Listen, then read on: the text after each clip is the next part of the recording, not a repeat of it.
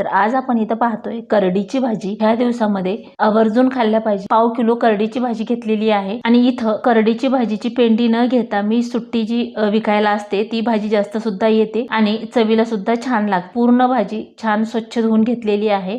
तर इथं पानं थोडीशी लांब लांब असल्यामुळे बऱ्यापैकी कट करून घ्यायची, म्हणजे पटकन परतल्या जाते भाजी। तुम्हाला आवडत नसेल आहे तशी भाजी थोडी वाफवून घेऊन जरी फोडणी टाकली ना तरी शिजल्यानंतर बारीक होते। तर आता ही अशा प्रकारे थोडी मोठी मोठी ही भाजी कट करून घेतलेली आहे।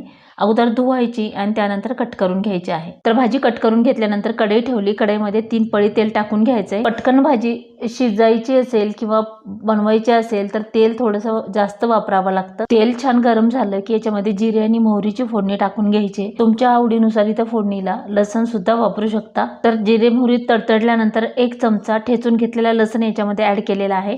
हा लसण लालसर किंवा काळसर होऊ द्यायचा नाही, लगेचच भाजी टाकून घ्यायची आहे। आता ही फास्ट गॅसवर भाजी छान परतून घ्यायची आहे। जेवढी छान परतून घ्याल तेवढी पटकन शिजल्या जाते आणि ही भाजी कवळी असेल तरच तेलामध्ये अशी परतून करायची आहे, नाही तर ती भाजी चवीला व्यवस्थित होत नाही। निब्बर भाजी असेल तर त्याला थोडं वाफवून घेऊनच फोडणी टाकावी लागते। तर सर्व भाजी कढईमध्ये टाकून घेतलेली आहे।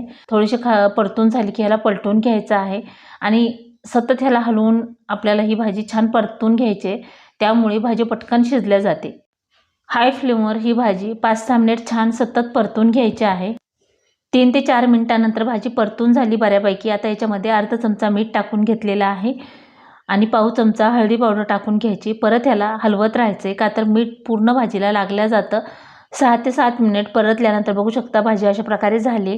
आता वाफ छान निघायला लागली तर याच्यावरती एक ताट ठेवून घ्यायचं, म्हणजे आणखीन भाजी पटकन शिजल्या जाते। तर 2 मिनिटांसाठी झाकून ठेवल्याच्या नंतर मध्ये मध्ये चेक करायचं आहे, नाहीतर भाजी करपू शकते। लोखंडाची कढई असल्यामुळे थोडंसं बॅलन्स होते, पण ॲल्युमिनियमची घेत असाल तर लगेचच ही भाजी चिकटून बसते किंवा करपल्या जाते। 4-5 मिनिटांसाठी झाकून ठेवायचे आहे। अगदीच बारीक गॅस करायचा, म्हणजे वाफेवर ही भाजी शिजल्या जाते। जेव्हा व्यवस्थित भाजी शिजल्या जाईल त्याच्याशिवाय याच्यामध्ये लाल तिखट टाकायचं नाही। लाल तिखट टाकलं की भाजी परत शिजायला ठेवली की ती व्यवस्थित लागत नाही। तर पूर्ण लाल तिखट भाजीला मिक्स होईल अशा प्रकारे हलवून घेतल्याच्या नंतर पूर्ण भाजी तयार झाली। शेवटी आता शेंगदाण्याचं कूट टाकून घेऊया। साधारण 2 ते 2.5 चमचे म्हणजे पळी शेंगदाण्याचं कूट याच्यामध्ये टाकून घ्यायचे, किंवा तुमच्या आवडीनुसार टाकू शकता।